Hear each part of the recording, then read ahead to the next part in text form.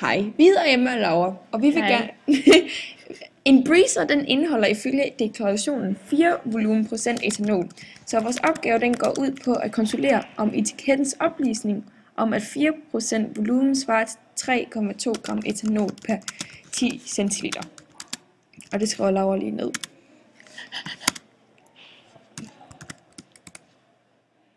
Ja, og så vores første opgave, den hedder gå ud fra at oplysningen om, at etanolindhold er 4 volumenprocent, så hvor stort et volumen etanol er der i 10 cl breezer. Hvad synes du, vi skal gøre, Laura? Jeg ved ikke. Så, Jeg tror, vi skal bruge den der formel der. ja. Kan du ikke lige sige den? Så formlen, vi skal først bruge, hedder C volumen af A er lige med Ja.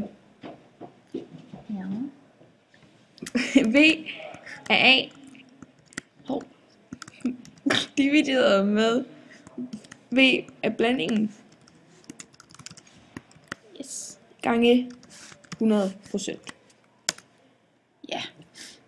Og vi kender altså C volumen, og vi kender også V blandingen, så derfor skal VA isoleres.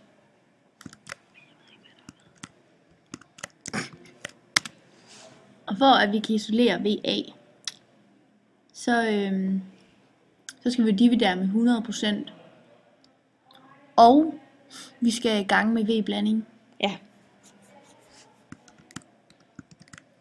Så det vi gør, det er, at der kommer til at stå C volumen gange V blanding.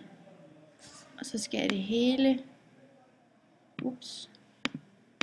divideres med 100%. Måske skulle vi lige lave lidt mellemrum. Sådan der. Ja, og så skal vores værdier så indsættes. ja. Okay, vi kopierer lige den her. Så vores VA, det er så den, vi skal finde. Vores C-volumen, hvad svarer den til, Emma? Den svarer til 4%, for det er indholdet, eller volumen af etanol. Ja, og vores blanding? Den er så 10 centiliter, Yes. og det er så de 100%, Dividerer vi med 100%. og det giver så 0,4 centiliter. Ja. 0,4 cl. Så etanolindholdet det er altså 0,4 cl per 10 cl breezer. Ja, Og eftersom at, der er det her med, at hvis man blander for eksempel 50 ml vand med 50 ml etanol, så vil det selvfølgelig blive blandet, men det samlede volumen, den vil ikke blive 100, som man skulle tro. Den vil kun blive 96,5 ml. Og derfor så er det ikke særlig praktisk, at man angiver etanolindholdet i volumen i procent. Så hvad gør vi? så går vi videre til opgave B.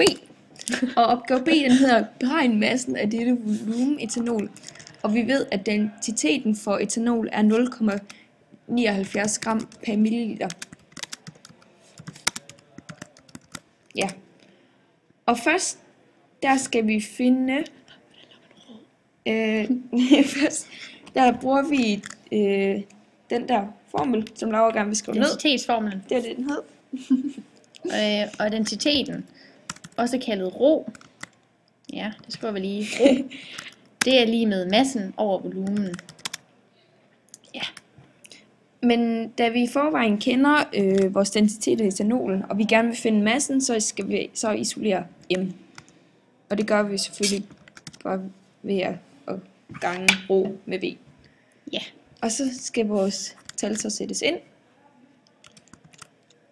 så vores rho, det er altså de her 0,9, jeg kan bruge musen, 0,79 gram per milliliter, og det ganger vi så med, så skal vores volumen, som er heroppe, 0,4 cl, den skal jo også være i milliliter, så derfor ganger vi det med 10, så det bliver altså 4 milliliter. Ja, og sammenlagt så giver det 3,16 gram. Og så før Jo, opgaveformuleringen, den sagde altså, at 4% volumen Det svarer til 3,2 gram etanol per 10 centiliter breezer.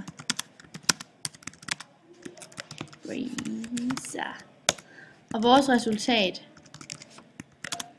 det siger så, at 4% volumen, det svarer til 3,16 gram etanol yeah, per 10 centiliter. Så derfor stemmer vores resultater godt med opgaveformulering eller deklarationen på breezeren. Ja, fordi hvis man nu rundede 3,16 op, så ville det jo give 3,2, som altså er fuldstændig det samme. Så vi har altså et ret godt resultat her. Ja. Og så den sidste opgave, vi skal lave, det er, hvad er breezerens etanolindhold i massen procent? Og vi ved altså, at massens densitet, den er breezerens densitet, den sættes til 1,03 gram per milliliter. Ja. Men først, for at vi kan beregne breezerens etanolindhold i massen procent, så skal vi først finde ud af, hvad volumen af breezeren er. Og det gør vi med at tage 0,03 gram, fordi det er densiteten gram per milliliter. Ja, for breezeren. Og så gange det med 100 milliliter. Fordi vi ved, at 10 centiliter det er til 100 milliliter. Ja. Og det giver så 103 gram. Så nu har vi så fundet volumen af breezeren. Og derefter så kan vi så bruge formlen, der hedder C masse af A, som vi jo er lige med M. Ja. Ups. M Af A A over blandingen over M af blandingen. Og det skal man så gange med 100%. Ja. Og så sætter vi så vores tal ind. Jeg kopierer den lige. Jeg skal også snakke højt. Så har vi så vores masse af A, det er så svaret til massen af etanol, så den er så 3,16 gram. Og vores masse af blanding, det er så breezerens masse, og det, eller densitet eller sådan noget, og den er 103, og det skal så gange 100%. Nej, det er breezerens volumen. Ja. Og så, som vi lige regner ud heroppe. 103 gram, som I ser her. Præcis, som jeg også siger. Og det ganger vi så med 100%. Ja. Og det giver så 3,07%. Så det er så 3,07%, det er så breezerens etanolindhold i masseprocent. Ja, sådan her kan man altså regne, hvis man gerne vil regne noget ud med alkohol i en breezer. Ja.